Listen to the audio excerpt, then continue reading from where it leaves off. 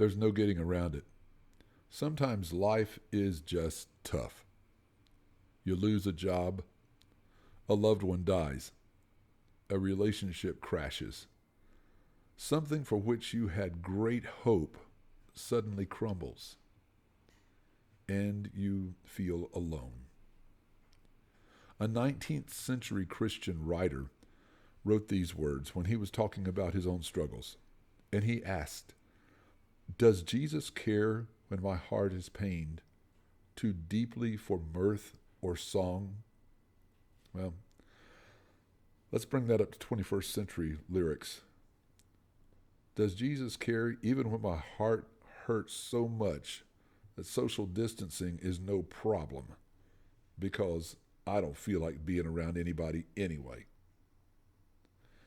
Maybe you are the person with those doubts, those struggles today.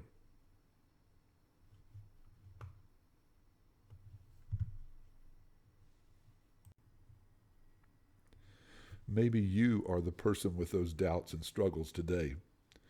Very possibly. I know I've talked with some of you recently who have expressed that same thing. I get it. But let me take you to a story that's found in the book of John, chapter 11. Here are the characters in the story. Mary and Martha, their sisters, they sent word to Jesus, character number 3, about their brother Lazarus. 4 characters. Lazarus was very sick. Now, the scriptures make a point of telling us that Jesus loved this family very much. And yet, when he received news of the illness that Lazarus had, verse 6 says, Jesus remained where he was for 2 more days. Now, I got to be serious with you.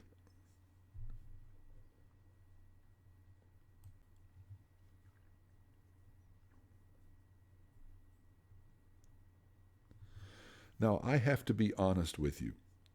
When I first read this story, and yes, it was many years ago, my first response was to think that the response of Jesus, no, that's not right. Go back to another. Pause here.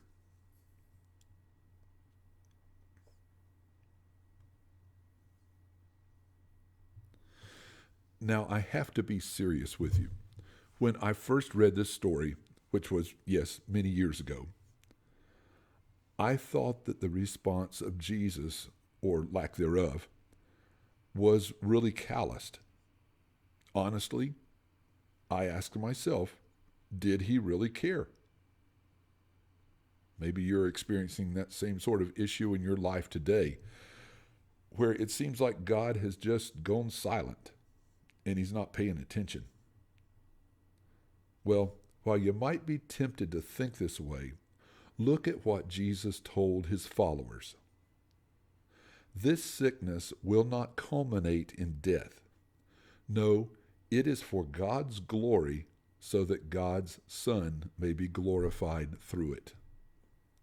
So let me take a moment to encourage you and let you know that which seems to be your greatest struggle, physical, financial, emotional, it's not meant to destroy you. Instead, it's meant to bring glory to God as he delivers you. But sometimes it sure doesn't look that way, does it? Lazarus died. In fact, he had already been dead 4 days when Jesus arrived.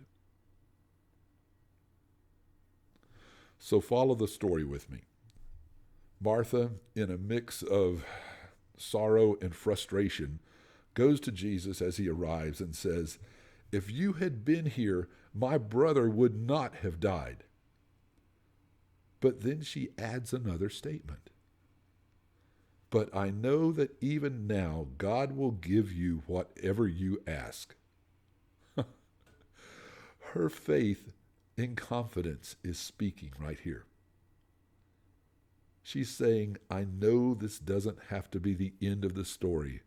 I know there is still hope. And Jesus' response to her, your brother will rise again. And Martha said, I know he will rise again on the resurrection at the last day. Have you ever felt like this?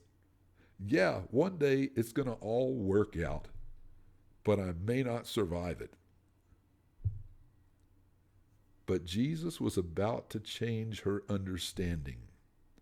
Resurrection, the event, the verb, was about to become a noun.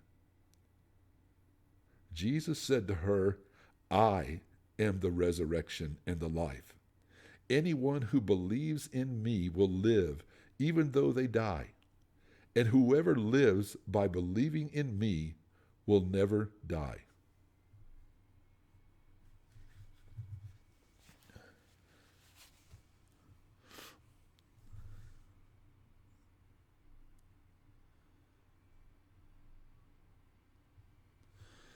Then he turned to the tomb and said and commanded, Lazarus, come out.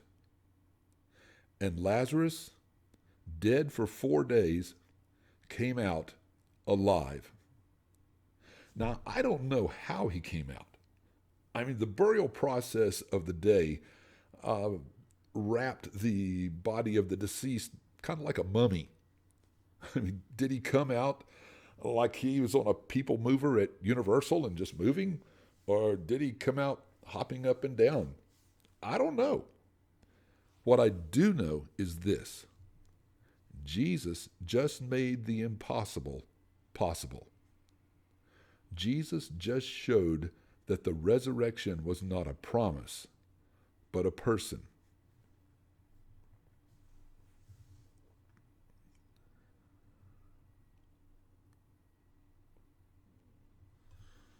So let me ask you this today. Do you want to live in the expectation of the resurrection? Or do you want to live a life that every day exhibits the power of the resurrection? Let me ask you again. Do you want to live in the expectation of the resurrection? Or do you want to live a life that every day exhibits the power of the resurrection? You see, the answer for your doubts and questions is not a new job or a new boyfriend, girlfriend, or a better salary. The answer is Jesus. You see, it's not just a name. In him we have hope, we have security, we have confidence, we have power. The writer of Acts summed it up like this. In him we live and move and have our existence. Let me repeat that. In him we live and move and have our existence. In other words, Jesus is everything.